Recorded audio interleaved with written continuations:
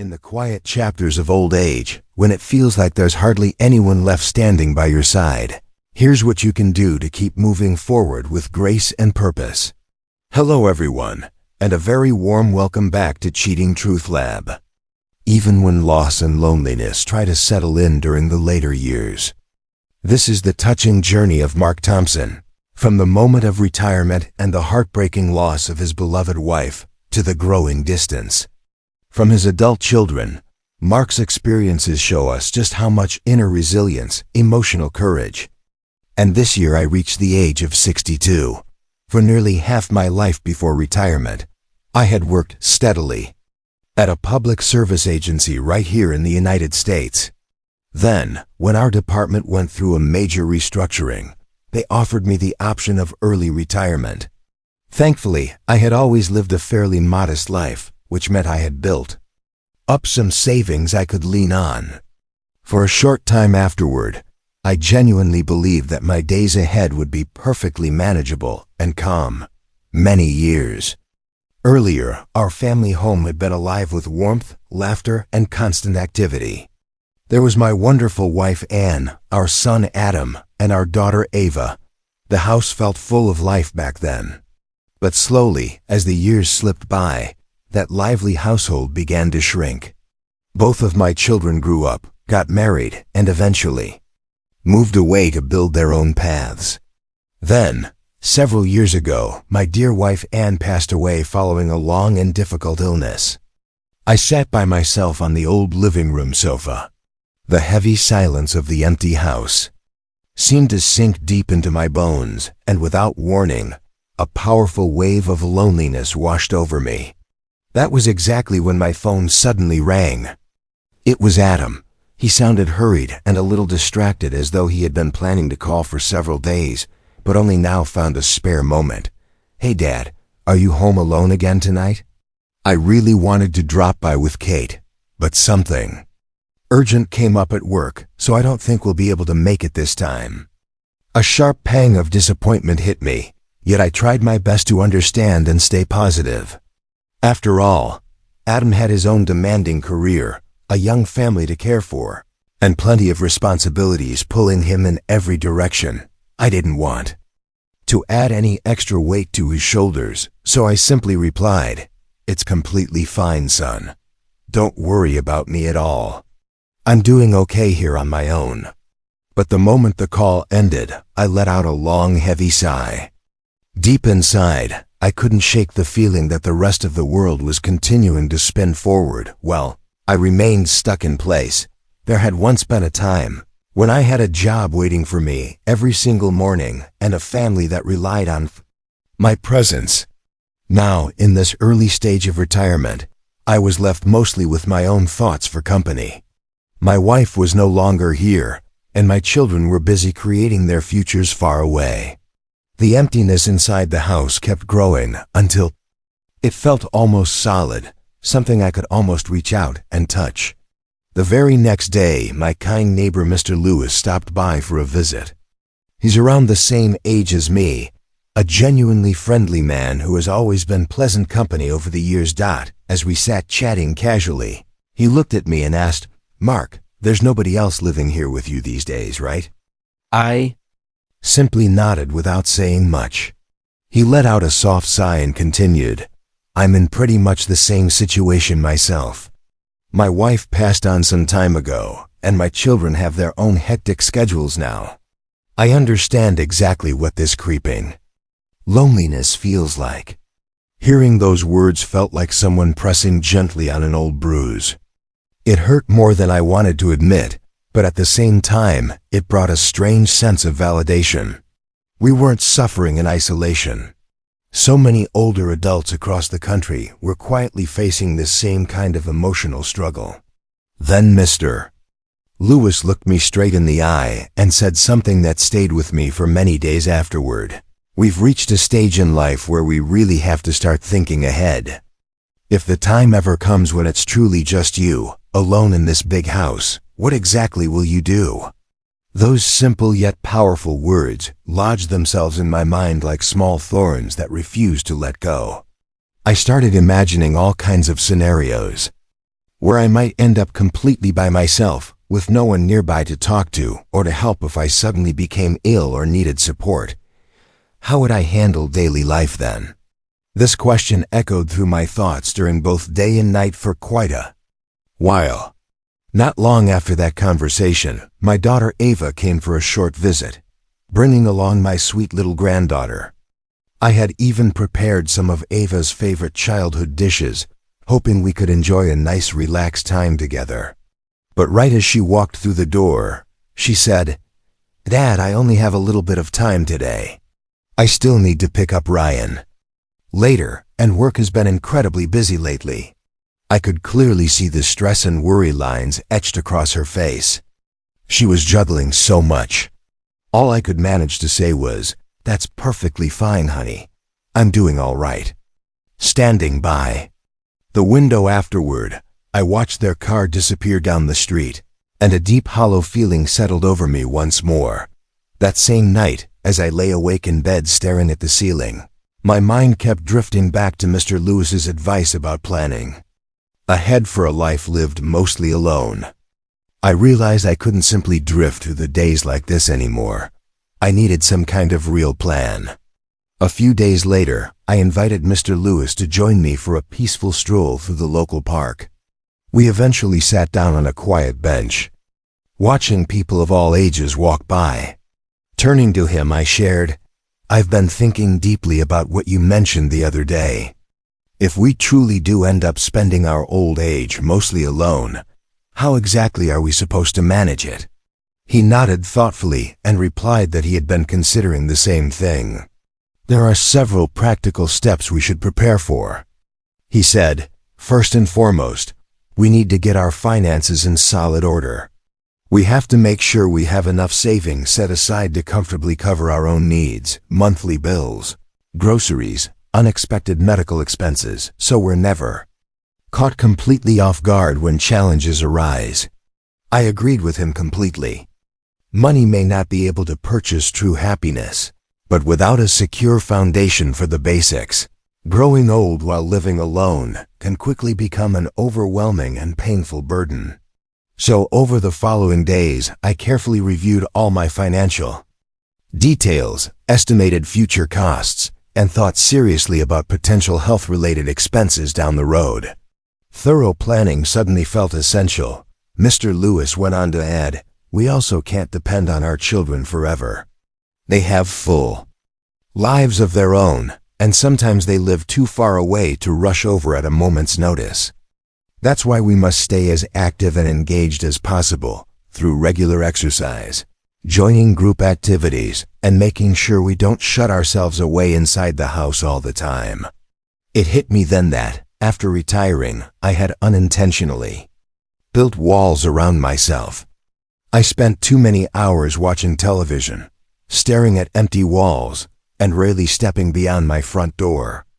Loneliness had been affecting both my body and my mind. With that realization, I made a firm decision to change my habits. Every morning, I began heading to the park for a gentle jog or at least some light stretching exercises. In the evenings, I started visiting the local community center, where I played chess or joined friendly board games with other retirees. Still many quiet nights when the silence felt especially heavy. Lying in bed, I couldn't stop wondering what might happen if I ever faced a serious illness. Who would be there to look after me?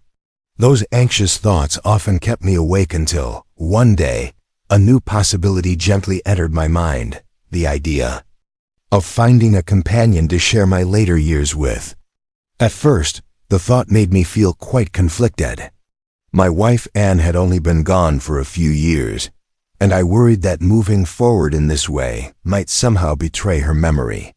But as more time passed, the deep ache of loneliness continued to grow stronger and harder to ignore. Eventually, I opened up about these feelings to Mr. Lewis. He listened with great care and responded, "It's not about finding someone to serve you or handle all the chores. It's really about having another person to share stories with, to laugh with, and to keep the heavy weight of loneliness from taking over completely." His kind words helped ease much of my inner guilt. Wanting a partner wasn't disrespectful to Anne's memory. It was simply a way to keep living and loving while I still could. During one of my regular evening gatherings at the community center, I met Linda Brown, a warm-hearted and friendly woman close to my own age. Like me, she was living alone because her children had moved to different states for their careers. She had a lively spirit, enjoyed short day trips, and brought a natural brightness wherever she went. We connected right away, exchanged phone numbers, and soon began talking regularly. Before long, we were doing everyday things together, grocery shopping, trying new recipes in the kitchen, and enjoying peaceful morning walks. Her presence brought a beautiful light back into my house that I thought had faded forever. As the weeks turned into months, Linda eventually moved in with me. We didn't feel the need to formalize it with marriage. Our daily life together felt natural and affectionate, much like any caring couple would experience. Evenings were filled with meaningful conversations, watching the news, or simply sharing the small, ordinary details of our days. One afternoon, I came down with a rather nasty fever. Without hesitation, Linda took charge. She made sure I took the proper medications, gently wiped my forehead with a cool cloth, and even called my son Adam to ask for help getting me to the doctor. When Adam arrived, he seemed surprised by how devoted and attentive Linda was, but he quickly warmed to the situation. "Dad," he said, "why didn't you let me know sooner? If you're feeling this sick, you should reach out." I managed a weak laugh and replied, "Son, I didn't want to trouble you, and Linda has been an incredible help." Adam nodded, and I could see real appreciation in his eyes. At the hospital, the doctor reassured us that rest and care would be enough for recovery. Adam suggested I stay with him for a while, but I politely declined. I felt safest and most comfortable at home, where Linda already understood my routines perfectly. That small health scare beautifully highlighted how valuable it was to have someone caring by my side each and every day. Our steady, quiet companionship continued to grow deeper over time. It wasn't the fiery romance of youth, but something calmer and more reliable, a gentle presence that helped push away the shadows of loneliness. I began to feel a real sense of peace settling into my later years. Yet, as we all know, life rarely follows our plans exactly. One sunny afternoon, Linda received a call from her son, who lived several states away. He was getting married and very much hoped she would come stay with him to help prepare for the wedding. Linda's eyes filled with worry because she knew how much I had come to rely on her company. Still, she felt the strong pull of family duty. Trying to stay strong, I told her, "Linda, this is wonderful news. He's your son, and family should always come first. You should go and be there for him." She paused with tears in her eyes, and said she had grown so used to our life together, but understood her children might need her now. I forced a gentle smile and reassured her that I would be fine, even though, deep down, I wasn't sure at all. A few days later, I drove her to the bus station. As she stepped onto the bus, my heart felt heavy, like a stone had settled inside my chest. When the bus finally pulled away, I stood there motionless for a long time. Once again, I returned to a house that suddenly felt far too large and far too silent. I tried returning to my earlier routines, chatting with neighbors, visiting the community center, and calling my children when I could. But the special warmth Linda had brought into my life was now missing, and the loneliness that replaced it felt even heavier than before. Both Adam and Eva noticed the change in my voice during our phone calls and checked in more often. Yet they lived too far away to be present consistently, and I couldn't fairly ask them to put their own lives and responsibilities on hold just for me. Several months passed, and while at the community center, I overheard some residents discussing assisted living facilities, places specifically designed for seniors, offering medical support, group activities, and the company of peers. The idea started to take root. Maybe this was something worth exploring. When I mentioned it to Adam over the phone, he sounded concerned. "Dad, are you really thinking about moving into a senior living community? Won't that feel depressing?" I took a deep breath and explained calmly, "Son, it's not about whether it feels depressing or not. I simply need a stable environment where I don't have to worry constantly about being completely alone if something goes wrong. You and Eva have your own families and can't always be here right away. At least in a place with on-site care. And people my own age, I won't have to face difficult moments in total isolation." After some discussion, both Adam and Eva came to visit. They sat with me, looking worried but listening carefully. Eva asked if I was truly sure this was the right step. I explained gently that I had thought about it for quite some time and needed a setting where I could be around others who understood similar struggles. I appreciated their desire to help, but I also recognized I couldn't depend on them for everything. They eventually agreed and promised to visit often. Not long after, I moved into a peaceful assisted living home located in a quiet suburban area. It featured beautiful gardens, comfortable recreation rooms, and a welcoming group of fellow seniors. On my very first day, a kind resident named Mr. Vernon showed me around, introduced me to others who enjoyed chess as much as I did, and helped me feel at ease. That first night in my new room, I looked out at the moonlit sky and felt a quiet wave of relief. The place was new and unfamiliar, but I was no longer entirely alone. There were caring staff members, friendly neighbors, and opportunities for connection. Over the following 6 months, I settled in more comfortably than I expected. I enjoyed regular meals in the dining hall, joined morning Tai Chi sessions, and played board games with new friends in the afternoons. Adam and Eva visited when they could, sometimes bringing the grandchildren, and I always tried to show them that I was doing well. In many ways, I truly was beginning to feel a gentle contentment again. One peaceful afternoon while I was sitting in the sunny courtyard, my phone rang. It was Adam, and his voice carried obvious worry. "Dad, Linda has been in a serious accident. She's in the ICU, and the situation doesn't look good." My heart raced, and the phone nearly slipped from my hand. The drive to the hospital passed in a blur as memories of the day she left flooded back. How I had tried to be brave, how we promised to keep in touch. I never imagined our story would end this way. When we arrived, Adam and Eva were already waiting, their faces filled with concern.